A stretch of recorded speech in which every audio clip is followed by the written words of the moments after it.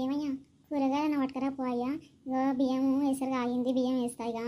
నువ్వు పోయి కూరగాయలు తీసుకొసరికి ఇక బువ్వ అవుతుంది. మళ్ళీ ఇక కూర చేసినాక ఇంత తినేసి సేంది కనవదు.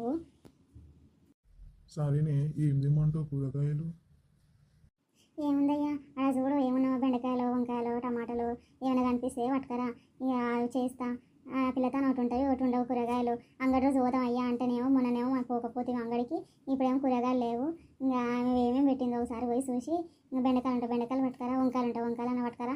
ఏదన్నా ఒకటి పట్టుకరా ఇప్పుడు మట్టుకి. ఇంకా రేపు రేపు తప్పితే ఎల్లుండి అంగడే ఇంకా పోయి తెచ్చుకుందాం కానీ. సరే కానీ పోయి తీసుకొస్తా కానీ, మరి పిల్లగానికి పెళ్లి చేద్దాం అనుకుంటున్నాము. ఎప్పుడు ఎవరికైనా చెప్పి పెడితేవా లేదా ఇట్లా చేద్దాం చెప్పు. చెప్పిన అయ్యా ఇక చుట్టాలకు చెప్పి పెట్టిన, ఇక ఇంటి పక్కన పిల్లకి ఇట్లా చెప్పి పెట్టిన. ఇంకా మంచి మంచి సంబంధాలు ఉన్నాయని చెప్తారు, చూద్దామని చెప్పినుండే. నేను కనుక్కొని ఫోన్ చేస్తా అక్క అన్నది. ఇంతవరకు ఫోన్ చేయలేదు. ఇలా సాయంత్రం వరకు చేస్తుందో మరి పొద్దున్నే చేస్తాను కానీ ఇంకా చేయలేదు. మరి ఎప్పుడు చేస్తుందో ఏమోనే. అందరికైతే చెప్పి పెడుతున్నాయా, మళ్ళీ మంచి సంబంధం వచ్చేసరికి అప్పు సప్పు తెచ్చి చేయవలసి ఉంటుంది. మరి అందరిని నువ్వు అయితే అప్పు అడుగుతున్నావా లేదా, ఎవరైనా ఇస్తాంటారా పెళ్ళికి? ఎట్లా మనం పైసలు చేతిలో పెట్టుకొని పెళ్ళికి ముందడుగు వేయాలయ్యా, లేదంటే ఇబ్బంది అవుతుంది చాలా. చెప్పినా ఇస్తాను వాళ్ళు ఇస్తున్నారు, ఆ టైం వరకు ఇస్తాం కానీ పట్టు అనేసి అన్నారు. ఏముంది ఎవరు ఇవ్వకపోతే ఇన్ని గొర్రెలు మేకలు ఆవులు ఉన్నాయి కదా, అలా అమ్ముదాము. మన పొలం ఉంది, తాకట్టు పెడదాము చేద్దాము. ఏముంది, అయిపోయినాక వాళ్ళే మంచిగా ఉంటారు. ఇంత ఇట్లన్నా అవుతుంది అప్పుడు.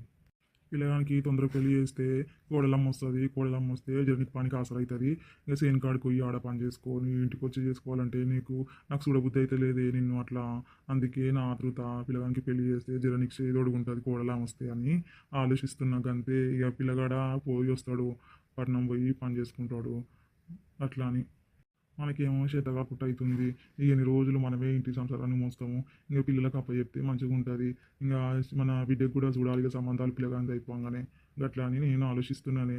ఇంకా ఆమె చదువు కూడా అయిపోతుంది, ఇక తర్వాత ఆమె కూడా చేద్దాము కానీ.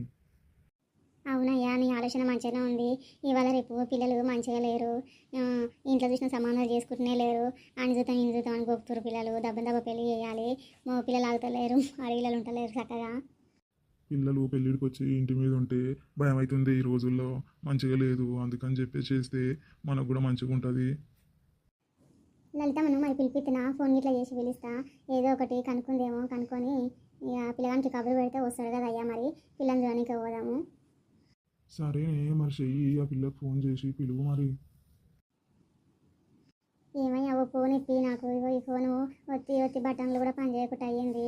ఓ మంచి ఫోన్ ఇప్పించచ్చు కదా అయ్యా నాకు. చూడు ఎట్లా ఒకటి వస్తుంటే ఇంకోటి వస్తుంది. ఇప్పిస్తేనే మళ్ళు. ఏందయ్యా